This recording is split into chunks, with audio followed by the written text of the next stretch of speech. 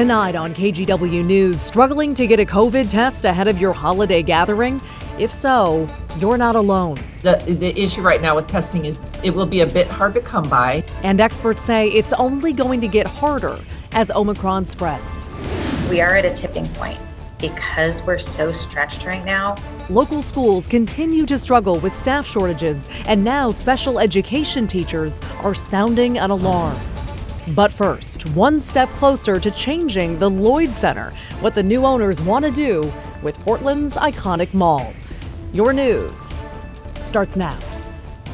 And we start here at 11 with those new details on the future of Portland's Lloyd Center. Good evening. I'm Maggie Vespa. Facing foreclosure and uncertainty, small business owners learned today that a major part of that mall will remain intact. Catherine Cook has that story. Love this place, and so now this is going to be one of his Christmas presents. If you know Joe Brown's caramel corn at the Lloyd Center, you know what's in that can. Sweet, crunchy nostalgia. It's a lot of history here. Get a lot of people coming in, telling us the history. Joe Brown's is part of David Ferguson's childhood. Now he owns it. The last original store from the mall's grand opening in 1960, a world away from the state of this and many malls today. Lloyd Center's anchor stores gone. Many smaller storefronts also empty. Well, it's been an up and down roller coaster, but the good thing is Joe Brown's pretty solid brand, so we've been able to maintain, but we've all, just like everyone else, we've seen a lack of sales. But Monday brought word of a new chapter in the mall's history and hope. Seattle-based developer Urban Renaissance Group shared that it will renovate the Lloyd Center. Their plans include creating residential and office space while preserving features like the ice rink, retail, and workspaces. Welcome news for Ferguson. I'm starting to see some changes, so I'm totally confident in staying here and happy to be here. Like I said, we'll never go anywhere as long as they don't force us to. If Joe Brown's is sticking around, we're going to stick around. That's the way I see it. Troy Douglas owns Cultural Blends, a shoe and sports nostalgia shop. And that was great news today. He says the toughest part of all of this has been the unknown. About 3 years of it. In 2018, the vibe in the mall, there was a darker energy. Nowadays, it's like we've moved past the idea that Lloyd Center isn't going to be what it was. I think the general consumer base has now, like, what is it going to be next? And so that's where we're at. There's more of a, with this news, there's more of a hope. The developer, Urban Renaissance Group, is partnering with New York-based KKR Real Estate Finance Trust.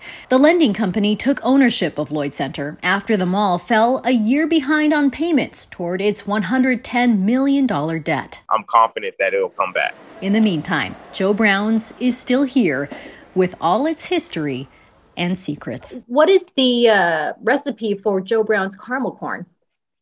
Nice try. That'll never come out of the book. In Northeast Portland. You aren't the only person that tries it, though. Trust me. Catherine Cook, KGW News. Turning to the pandemic now, the Omicron variant has been detected in Clark County. There are 2 cases, and one is linked to an outbreak among local wrestling teams. Last week, all schools in Clark County paused their wrestling programs after health officials linked 80 cases of COVID to a tournament in Washington. Today, we heard from the Clark County medical director about recent projections from the University of Washington. They're estimating that more than 50% of the recent specimens submitted are likely to be the Omicron variant, but we don't know that for sure. We just know that it is increasing rapidly in Washington state as it is increasing rapidly elsewhere. This afternoon, the CDC announced Omicron has moved ahead of other variants. It accounts for an estimated 73% of new infections in the last week. U.S. health experts are also weighing in on the Omicron variant and how it could or should impact your holiday travel plans. But Dr. Anthony Fauci says those who are vaccinated, and especially those who have had a booster shot, should feel safe to travel. We talked to people at PDX, and a lot of them told us, given the advances in vaccines and in treatments, they feel much safer this Christmas than they did last year. Taking the right precautions and still being able to have that time with family and friends is important. We have to live our lives, but carefully. We should note masks are required at PDX, and officials say they're being extra safe given the uptick, especially in travel. Today and next Monday were expected to be the busiest days with about 49,000 travelers per day. And if you're looking to find a COVID test before gathering for the holidays, you're far from alone. Supply is limited, and health experts say it will only get harder to snag a test as Omicron spreads. Here's Alma McCarty. Health experts have yet to determine whether Omicron will cause more severe disease, but believe this variant is more transmissible. As more people look to get tested for COVID-19, the search for a rapid test at pharmacies like Walgreens and CVS proved to be a challenge. In Portland, appointments online for a drive-through test were nearly non-existent Monday. The stock of at-home rapid tests sold out completely in all but one location. So you may need to do a little shopping around by phone and online to find those tests. But if you didn't mind waiting in the rain, walk-up rapid tests were available here outside the Oregon Convention Center. The healthcare startup Curative has other locations and appointment times available across the area. In terms of testing, the issue right now with testing is it will be a bit hard to come by, and the PCR tests in particular will be slowed down a bit. The good news about Omicron is that it seems to be picked up by all the normal tests. Dr. Ann Loeffler, Deputy Health Officer with Multnomah County, says if you happen to get a test or have one on hand, it's not a bad idea to use it ahead of the holidays. I think that's a great thing to do if, for example, you're going to be around people who are vulnerable. She says the at-home tests are just as effective to indicate when someone is contagious, as long as you follow directions closely. I call the swabbing, I call it rubbing and rolling, 15 seconds each side, kind of no joke, really picking up the lining of your nose there and not hurting yourself. You do not have to hurt yourself. You just have to do it with purpose. Alma McCarty, KGW News. Turning now to the housing crisis, we're following up on a new report that shows a record high 126 people died homeless in Multnomah County in 2020. The latest Domicile Unknown report shows that the leading causes of death were drug and alcohol use, specifically opioids and methamphetamine. The average age of people who died was 46. More than half of these deaths were ruled accidental. Scott Kerman runs the Blanchet House in Portland's Old Town, and he says the report shows not only how severe the crisis was last year, but how bad it is now. There's no question it's a life and death matter for many people who are houseless. What I'm mindful of is that these are 2020 figures, and by all accounts, things on the street with regards to meth and also fentanyl are much worse than they were in 2020. And so, we have to remind ourselves as we're ending 2021, we're talking about 2020 numbers. So what's the conversation going to be a year from now? And Kerman believes the situation has gotten much worse for a lot of people since the beginning of the pandemic, and that more needs to be done to address the root causes of our housing crisis. Well, a new report paints a chaotic picture of what led up to deputies shooting and killing a man in Clark County. This happened back in October, and among these new details tonight are an 80-mile-an-hour car chase and bullets flying into an innocent family's home. Here's Galen Etlin.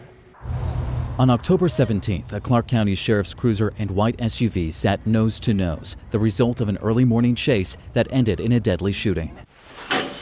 The bathtub. Connie Ramirez was left counting bullet holes. And then there's one there. Puncturing her home off of Northeast 49th Street in Vancouver. Shots just missed her mother and daughter inside. This was Connie in October. I thank God. I think it's a miracle that this bullet didn't go straight. It went there. Newly released investigative documents from the Clark County prosecuting attorney reveal deputies Forrest Gonzalez and David Dillon fired 18 shots at Kafin Carew. Carew was wanted for pointing a gun at someone several weeks before. Despite a bulletin from Vancouver police not to contact him, deputies tried to stop Carew, then chased him at speeds of 70 to 80 miles per hour, eventually forcing Carew's SUV off the road. Gonzalez told his story in an interview with investigators after the shooting. And at that point is when I saw that he had the firearm in his hand. Carew got out of the SUV. I yelled, drop the gun, which he did not do. He pointed it directly at me. Deputy Gonzalez fired a total of 10 shots. I realized, crap, there's a house that is where I had shot. I can't shoot back there anymore. During the shootout, Deputy Dillon was there, heard the shots, and did not know if his fellow deputy was hit. I don't know if he just shot at Forrest. I don't know if he's going to kill me, because I didn't want to wait to find out. Dillon fired at Carew 8 times and did not see a reaction until Carew ran into the neighborhood. Turns out, 28-year-old Carew died just feet away, shot at least 3 times. That was in your driveway? That was like right in front of us, yeah. Mm-hmm.